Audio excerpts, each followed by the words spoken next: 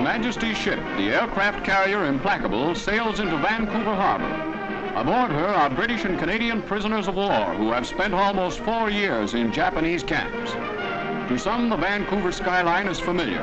To others, it is strange, but all are mighty happy to see it. To the Canucks, it means home. To the British lads, it is one more step on the way to Lancashire Town or Devon Field.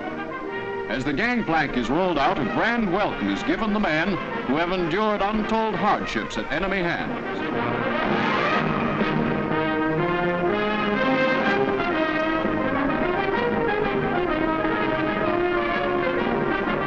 Other ships are continually arriving at West Coast ports with Empire troops homeward bound. Instead of taking a long voyage through the Panama Canal to England, the sea trip of the Britishers is broken in Canada.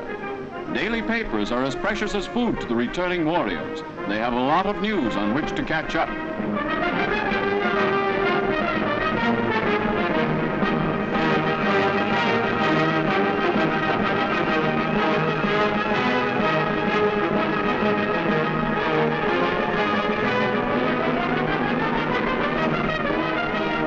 Juicy BC apples handed out by Red Cross girls are sure a treat after years on a rice diet.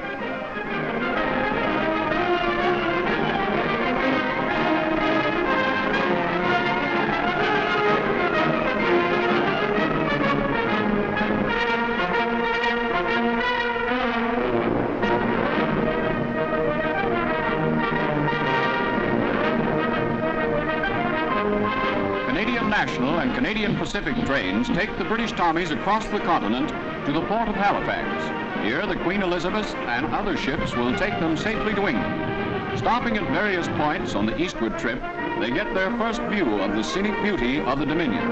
So the Empire repatriation scheme functions to bring the Commonwealth back to its peacetime state.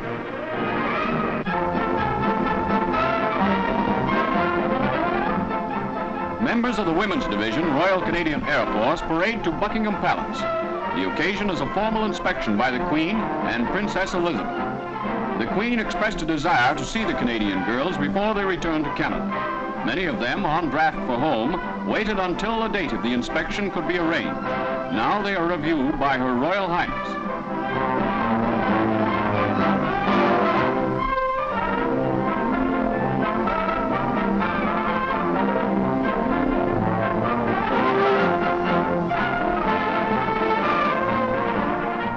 Who did such a good job in releasing chair-borne airmen to keep them flying, march by on their last big ceremony.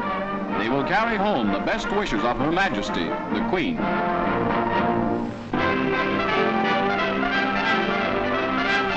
Sponsored by the Air Cadet League of Canada, the Central Gliding School operates near Ottawa.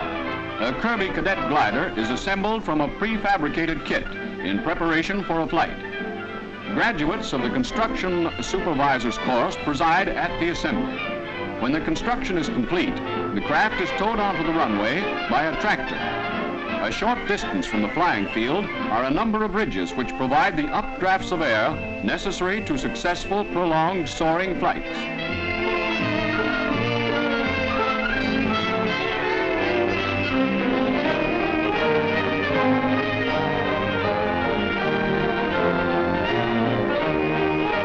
Winch, once used in England to wind in barrage balloons, is one method used to launch the gliders.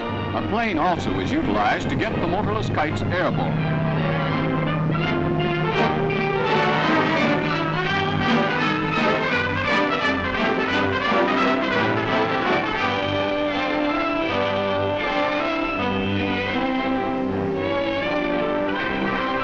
The purpose of the Central Gliding School is to train instructors.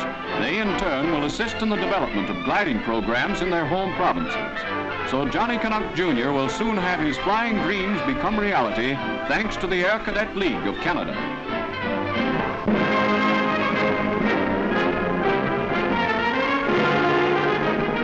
Veterans of World War I greet General Crerar as he returns to his home in Hamilton, Ontario.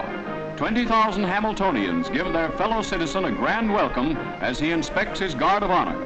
At the City Hall, an official municipal ceremony takes place. While crowds cheer the man who led the 1st Canadian Army to victory, the general is presented with an illuminated address of welcome by Hamilton's Mayor, Sam Lawrence.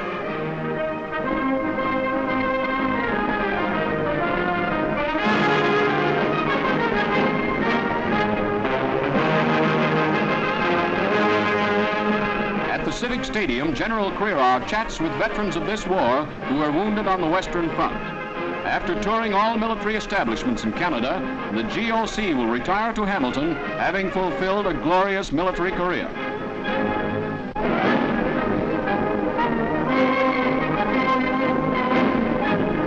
Just over a year after liberation, the Belgian town of Ypres plays host to its Canadian liberators. The Lincoln and Welland Regiment from southern Ontario parades to the cemetery at Adigem. In honor of their dead comrades, wreaths are placed on the cenotaph by Major Swayze, the acting OC.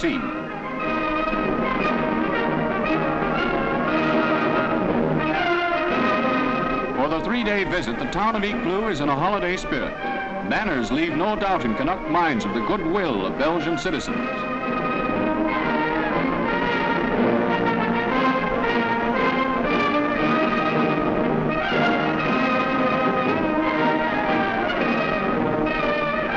Town burgomaster, Robert Stacey, inspects the regiment prior to making a presentation of a banner in token of the liberation.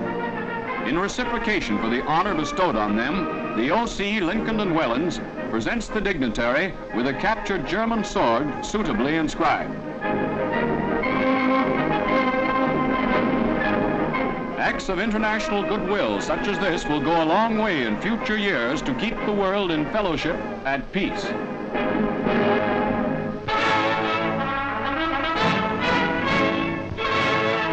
It's kickoff time in the Big Four inaugural game between Toronto Argonauts and Ottawa Rough Riders.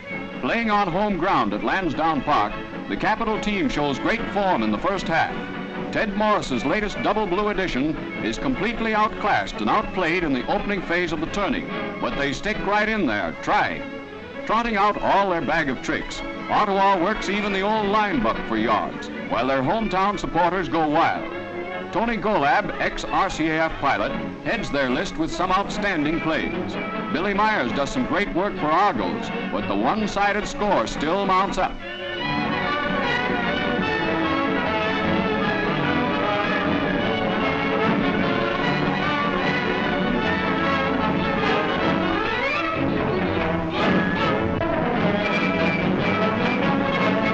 You can never tell until the clock rings full time. In the last quarter, the Argos go wild. Filling the air with pigskin, they crash through from nowhere to snatch the game from the superior Rough Riders. The final score, Argos 11, Ottawa 9.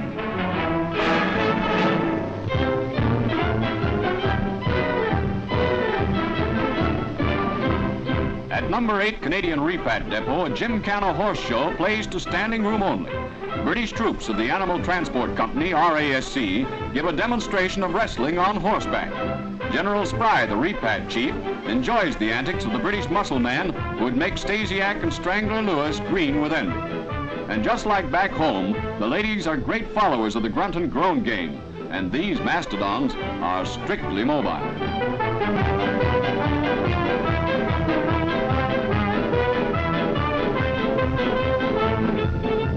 It's over the fence and away in the open jumping competition.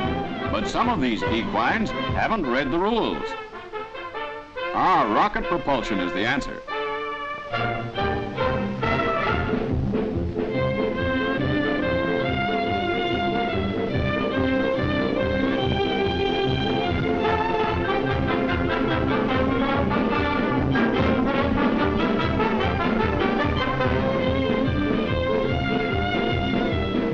Just to add variety to the scene, a helicopter arrives for an exhibition.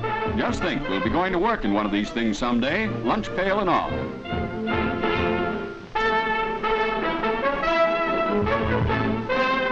With yoicks and tally-ho, the Chiddingfold farmers' hunt appears. They don't hunt foxes, they hunt wolves. Yeah, can you blame them?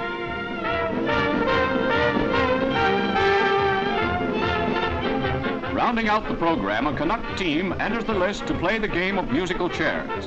It may be a parlor game back in P.O.W.s Center, but the way these lads play it, there'll be a few troopers attending mess at the Stand Easy tonight. Yes, strictly for laughs is the Repat Oak Burners Jamboree, the Farnborough Horse Show.